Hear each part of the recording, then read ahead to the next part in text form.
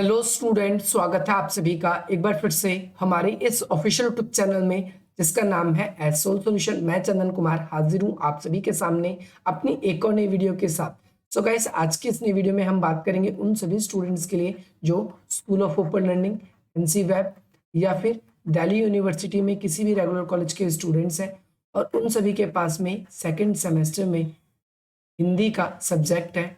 और हिंदी में भी उन सभी के पास में MIL की हिंदी है। MIL मतलब मॉडर्न इंडियन लैंग्वेज, ये वाली हिंदी है उन सभी के पास में। तो आज की नई वीडियो उन सभी स्टूडेंट्स के लिए मोस्ट इंपॉर्टेंट रहने वाली है। आज हम डिस्कस करेंगे। देखिए, पहले हम सब्जेक्ट आपको दिखा देते हैं। यहाँ पर आप यू कैन सी कि ये है आधुनिक हिंदी भारतीय भाषा, मॉडर्न इंडियन लैंग्वेज। इसमें हिंदी भाषा और साहित्य, और इसके चैप्टर में हम बात करें सबसे इंपॉर्टेंट चीज़ जो आपके एग्जाम में बार बार पूछी जानी है, पक्का है।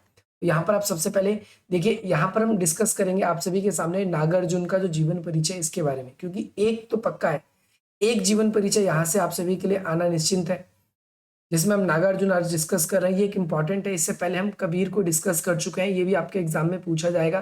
तो नागार्जुन को आज हम डिस्कस कर रहे हैं और इन तीनों में से एक आएगा और इन तीनों में से एक आएगा, तो आपको पक्का पक्का करके जाना है। ये नागार्जुन इंपॉर्टेंट है, इसमें से कबीर सबसे ज्यादा इंपॉर्टेंट थे, तो कबीर को ऑलरेडी हमने डिस्कस कर लिया। चलिए इसके जीवन परिचय को स्टार्ट करते हैं। सबसे पहले आपके पेपर में तो कवि परिचय या जीवन परिचय कुछ भी करके लिखा आएगा। तो नागार्जुन का जन्म जो है 30 जून 1900 कब हुआ था? 11 में हुआ था। कहाँ पर हुआ? बिहार में हुआ। बिहार में जगह है एक नाम की दरभंगा, इस जिले में हुआ। और यहाँ पर दरभंगा जो स्थान है, जिला है, यहाँ पर आपका तरेनी तरेनी गांव में हुआ था। उनका असली नाम अगर हम बात करें, पंडित वैद्यनाथ था। ध्यान रखना है, उनका नाम क्या था? पंडित वैद्यनाथ नाम था असली। आपसे नागार्जुन ना लिखकर आपसे बोला जाए पंडित वैद्यनाथ का जीवन परिचय बताइए, तो कंफ्यूज नहीं होना। और लास्ट में उनके नाम के पीछे मिश्र भी लगता था। उनका परिवार जो उनकी परिवार के अंदर सनातन धर्म यानी हिंदू धर्म और रूढ़िवादी था। ध्यान रखें, आपको नाम को पंडित से ही पता चल रहा है उनका परिवार कैसा था। सनातन धर्म यानी हिंदू धर्म को मानते थे वो, और रूढ़िवादी थे। 4 वर्ष की आयु में ही उनकी माता का देहांतवास हो गया, यानी उनकी माता की क्या हो गई? मृत्यु हो गई। ये आपको ध्यान रखना है, हो गया था। और पिता पुरोहित थे, वह चाहते थे कि बेटा भी इसी काम को यानी पुरोहित के काम को ही आगे बढ़ाए, इसीलिए उन्हें संस्कृत के श्लोक जबरदस्ती रटवाए गए। लेकिन बचपन से ही उन्होंने विद्रोह की प्रवृत्ति किए थे, यानी जो उनको अच्छा लगता, हम हमेशा ऐसा काम करना चाहिए, ऐसे किस्म के व्यक्ति थे वो। और इस कार्य में उन्हें रुचि नहीं थी। कौन से काम में? जो उनके पिताजी पुरोहिता का काम करते थे, उनमें उनकी रुचि नहीं थी। जबरदस्ती उन्हें श्लोक रटवाए जा रहे थे। इसी कारण से उनकी प्रवृत्ति जो है थोड़ी सी बदल गई। और सन 1930 में लगभग वाराणसी में जाकर उन्होंने क्या किया? संस्कृत, पाली और प्राकृत विशेष अध्ययन किया इन भाषाओं का। और यहाँ रहते हुए उन्होंने अपने युग की जो हलचलों व कुरीतियों और उनका परिचय भी उनको वहीं पर हुआ था कि हमारे समाज में क्या क्या बुराइयां चल रही है, क्या क्या प्रॉब्लम्स है, ये सारी की सारी चीजें उनको वहीं पता चली। फिर जो ये आर्य समाज के संस्थापक में आए, ये कहाँ पर आए? आर्य समाज के संस्थापक हुआ। और उसके बाद में बौद्ध धर्म की ओर उनका झुकाव थोड़ा सा हुआ। श्रीलंका जाकर उन्होंने बौद्ध धर्म की दीक्षा ली और वहां पर वैद्यनाथ मिश्र के नाम के स्थान पर अपना नाम इन्होंने क्या रख लिया? नागार्जुन रखना है। क्या नाम रख दिया उन्होंने? नागार्जुन। उनकी सभी रचनाओं में उनकी इस शैली का दर्शन होता है। अब उनकी रचनाओं के बारे में बात कर लेते हैं। तो कुछ निबंध है जिसमें उनका रचनाओं में अनहीम नाम है, क्रिया हीनम नाम है। हीनम का मतलब यहाँ पर कुछ निचली दृष्टिकोण से जो लोगों को देखा जाता है उससे है। कविताओं में अब बात करें तो युगधारा, सतरंगे पंखे वाले, प्यासी, है ना, पथराची आंखें, तालाब की मछलियां और चंदन, खिचड़ी, विप्लव देखा हमने और तुमने कहा था, ये कुछ ऐसी इनकी रचनाएं हैं, ये आपको याद करनी है। इसके बाद महाखंडों की बात करें तो क्या किया है इन्होंने?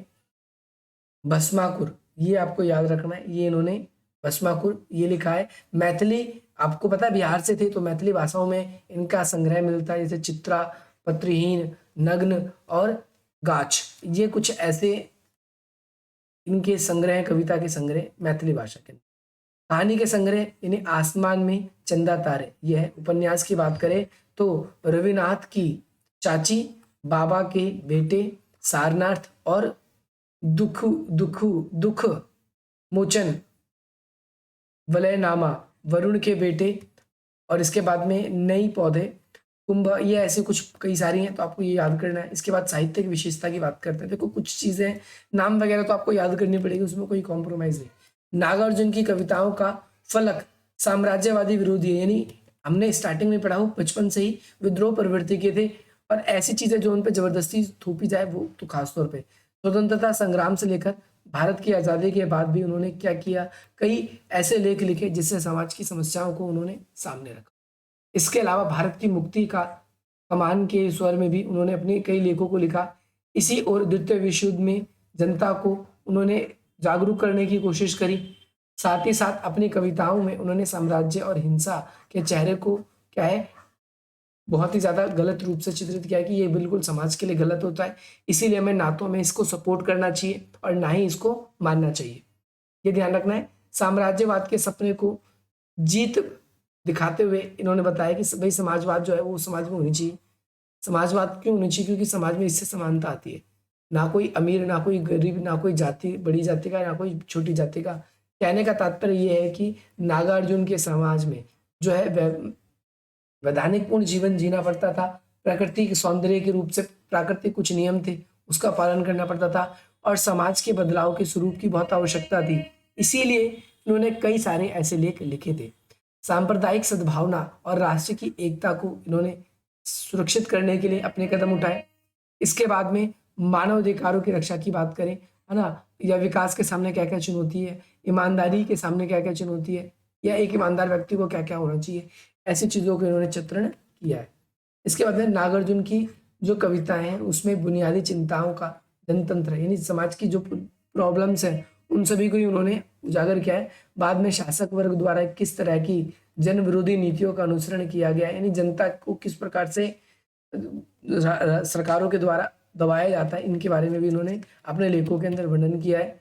और जनतंत्र किस तरीके से खोखला होता जा रहा है, धीरे धीरे इंसान सिर्फ अपनी अपनी बुनियादी चीज़ों की मांग को लेकर ही आंदोलन करता है, ना कि समाज को कभी एकजुट करने की वो बात करता है। ये ध्यान रखना आपको। नागार्जुन की कविताओं का सबसे मोहक बात यह है कि भाई ये क्या है, लयात्मक है, मतलब लय से जिसको गाते हुए हम पढ़ सकते हैं। ये आपको ध्यान रखना है। इसके अलावा जीवन में अछूते प्रसंगों की सामने लाते हैं, इस समाज में जो कुछ पीछे रह गया है ऐसी चीज़ों को सामने प्रकट करने की कोशिश करते हैं। साथ ही इनके निर्माण के लिए जिन उपकरणों का इस्तेमाल करते हैं वह काफ़ी रोचक है और काफ़ी महत्वपूर्ण है, यानी समाज की जिन प्रवृत्तियों को आपके सामने रखने की कोशिश करते हैं वो हम सभी के लिए काफ़ी इंपॉर्टेंट है। कविताओं में इन्होंने क्या किया है, सस्ती और तुकबंदी शब्दों का प्रयोग किया है, नहीं किया है, बल्कि इनके अर्थ जो है वो अच्छे रूप से आप सभी को समझ में आ सके, इनकी कविताओं में इन्होंने इस बात का विशेष रूप से ध्यान दिया है। अब इनकी भाषा शैली इंपॉर्टेंट है, यहाँ पर आप ध्यान रखना है। नागार्जुन मुख्य रूप से दलित जनता के पक्षधर थे, इसलिए इन्होंने क्या किया था, बौद्ध धर्म को भी अपनाया था, और आम आदमी दिखने की ऐसा ही होना चाहिए जीवन, इन्होंने ऐसी बात कही थी। उन्होंने भाषा में, अपनी भाषाओं में, अपनी बातों के जरिए, अपने लेखों के जरिए, अपनी कविताओं या फिर कहानियों के जरिए अपने जो भी मैसेज है वो समाज को देने की कोशिश करी इन्होंने। ये आपको ध्यान रखना है। भाषा शैली के बारे में बात कर लेते हैं। तो भाषा शैली में बात करें तो छंदबद्ध है, एक तो ध्यान रखना है, और छंद मुक्त भी है। छंद से पूर्ण भी और छंद से मुक्त भी है, दोनों प्रकार की शैलियों का इन्होंने अपनी रचनाओं में प्रयोग किया है। काव्य भाषाओं में उन्होंने एक और संस्कृत काव्य की परंपरा को प्रतिध्वनि है, और साथ ही साथ दूसरे में आम बोलचाल की भी है, यानी छंदबद्ध में संस्कृत की और छंद मुक्त में हिंदी की नॉर्मल, ऐसे शब्दों का भी इन्होंने उपयोग किया है। और ऐसी कोशिश करी इन्होंने कि अपने जो काव्य हैं वो जीवित रहे, ऐसे ही लगे लोगों को। उनकी कविताओं में प्रयुक्त शैली जो है उनमें क्या है, स्वागतम का बातचीत करने की मैथिली भाषा जो है, इसका हिंदी भाषा और संस्कृत भाषा इनका उपयोग किया है इन्होंने, ये आपको ध्यान रखना है। इसके अलावा प्रकृति, बंगला, है ना, सिंगली, तिब्बती आदि अनेक ऐसी भाषाएं हैं जिनका इन्होंने बहुत ज़्यादा क्या किया, उद्देश्यपूर्ण रूप से वर्णन करने की कोशिश करी है। अभी नागार्जुन की कुछ कविताएं हैं, मैंने बादलों को गिरते देखा, मोस्ट इंपॉर्टेंट है, और पिछले 2 साल से इवन दैट मैं आपको कह लूँ कि ये पूछा जाता है, सबसे इम्पॉर्टेंट पोर्शन है पूरे के पूरे आपके इस बुक का कविताओं में। तो होपफुली आपको ये वीडियो पसंद आएगी। अगर आप लोग हमारे साथ जुड़ना चाहते हैं तो तो आप इन नंबर्स के थ्रू जुड़ सकते हैं। अगर आप इस पीडीएफ को डाउनलोड करना चाहते हैं तो दिए गए लिंक्स के थ्रू आप इस पीडीएफ को डाउनलोड कर सकते हैं। बाकी आप लोगों के लिए कुछ वेरियस लिंक भी डिस्क्रिप्शन बॉक्स में दिए गए, उस लिंक पे जाकर हमें फॉलो कर सकते हैं। बाकी मिलते हैं हम आप सभी से अपनी अगली वीडियो में। जय हिंद, जय